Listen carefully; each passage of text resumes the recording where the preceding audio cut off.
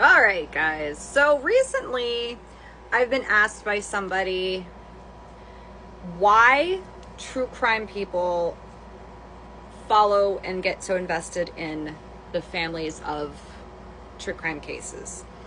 This is somebody who's been on the other side of it, and they were just wondering why we get so invested, right? And I can't speak for everybody, but when I was little, I would fall asleep to unsolved mysteries. Robert Stack's voice just soothed me, okay? I want to be a mortician, but I'm stuck at math and science, so didn't go that route. But I still have a passion for trying to solve things. I guess with me, and again, I can't speak for anybody else, but I wanted to put this on here to maybe answer their question for more people. So I'm going to CrimeCon in September, and for years I've posted about John Benet Ramsey, O.J. Simpson, Gabby Petito, Lacey Peterson, Shanann Watts. I go on and on, and people sometimes think, well, that's weird. Like, why do you sensationalize true crime? And for me, it's not sensationalizing. It's not entertainment. It's not something that gets my adrenaline going. I was explaining to this person, and I'm not going to say who it is. I just wanted to say, and I told them this, for me, it's a different dynamic because one, I've always had an interest in that field, forensics, mortuary science, and I'm an empath. So when I watch these families on TV, I get invested because I want the best for them. I want the best outcome possible for them. They're on my TVs, they're in my phones, they're at home with me. I cry with them, I shed tears with them. I want the best for them. It's almost as if it's one of my family members that are missing or having a cold case. That's how invested I get in some of these, because I can feel the pain. I can feel their strength, their emptiness, their weaknesses, their resilience, their exhaustion. And I'm not trying to sound like I know them.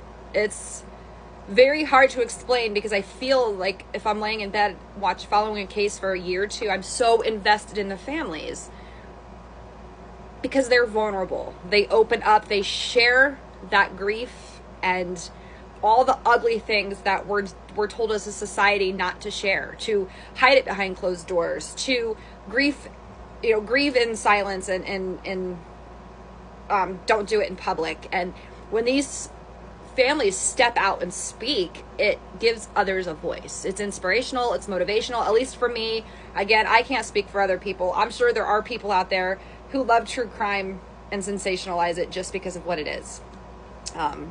And because of my past, I was in fight or flight for a long time. I think trying to watch something to find the answer to it and always be a step ahead is a coping mechanism, and it's ways for me to heal and try to always be a step ahead of things. So it gives my brain that dopamine hit, so to speak. But there are some cases that I just get more invested in than others. And again, these families are stepping up, they're speaking out, they're giving people a safe space. They are trying to make changes in the world, and it's admirable, and how many people, even in like the past 5 years, I would say, like, I've seen such a change in the online community about raising awareness on child abuse, all types of abuse, domestic violence, missing people. And the more people talk about it, the more we know about it. And these families, even they come to CrimeCon, let's say, for example, it's not that we're going to walk around at booths and meet these families and say, hi, I'm Tiff. Oh my God, it's so nice to meet you. You're my favorite celebrity. Like, I don't know about anybody else, but I don't look at them as celebrities. I look at Nancy Grace and Nikki Schmidt and John Ramsey and the whole Petito and Schmidt family and Jesse Weber and Vinnie Politan and Nate Eaton and Ashley Banfield, not as a celebrity, but as a resource, as an inspiration, as a hero, as a voice, as I don't even know the word, but it's not celebrity. I know that it can come off when people love true crime, it comes off as like fangirling or fanboying, but I don't think that's the majority of how people really feel. I may post that I get excited because I got to meet Gabby Petito's parents, or I'm going to go meet John Ramsey or Nancy Grace in a few weeks. It's not like, I'm like, oh my God, like I've been watching you since I was a kid and I love you so much. It's, oh my God, like you have touched me with your words. You have made me cry. You have been vulnerable with the world. You have dug to the deepest depths of hell to pick yourself up as a family of a victim, or being a prosecutor or a reporter or a family member, and you take everything you have to give that family the peace, the respect, the case, the time, the attention, the grace, the compassion that they deserve. You help them when these reporters, and I'm not saying all news reporters are like this, but if you follow the ones that I follow, they're factual based. Most of them leave their opinions out. Most. And they actually give a shit about these victims' families. They actually care. Like Brian Etten and JB Bueno, friends with the Petitos and Schmitz. They actually give a crap about their feelings, their well-being. They want to help. Okay, Nate Eaton, he wanted to help the Daybell Vallow family. Larry Woodcock and Kay Woodcock and Colby.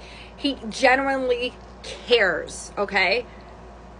It's not, and I know Vinnie Politan has followed the Madeline Soto case, and you can tell he is passionate. He wants justice for this little girl. It's not for them to get on TV and say, pay me millions of dollars. And I am also going to say this. When I go to CrimeCon, it's not that I have to go up to every booth and table and pay for an autograph or a signature. That's an all-included thing with my badge. And there are booths and tables, but then there's some doing Q&As and sessions, but it's not like your typical crime con where you just meet your favorite celebrities and go on your way. There are sessions. You hear victim stories. You hear victims' family stories. You hear cases of missing people. There's a board of hundreds of flyers for missing people. You listen to those stories. You listen to their tears. You come together to raise awareness on, missing indigenous women, child abuse, missing people. It's grief, it's trauma, it's real life. It's not TV when you go there. Yeah, sure, some people are filming their news segments, some people are doing their podcasts, but they're all there for one thing, and it's to raise awareness, to help these victims and their families for the trauma that they've been through, to find missing loved ones, to be a voice, to help get their cases and stories out.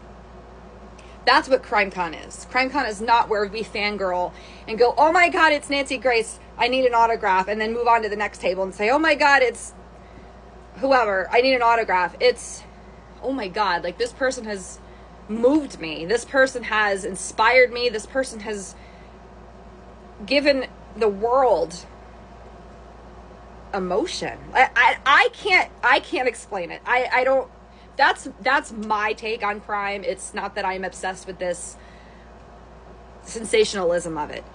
I'm invested because I want answers for people. I want justice for people. I want peace. I want awareness. I want things to stop. I want more people saved. And if I can be a part of that voice, then that's what I go to CrimeCon for. That's what I go to learn. That's why I watch these documentaries. That's why I listen to these podcasts, so I can educate myself. It's not that it's not entertainment for me. It's not like popping in a movie and laughing. I get invested because I care.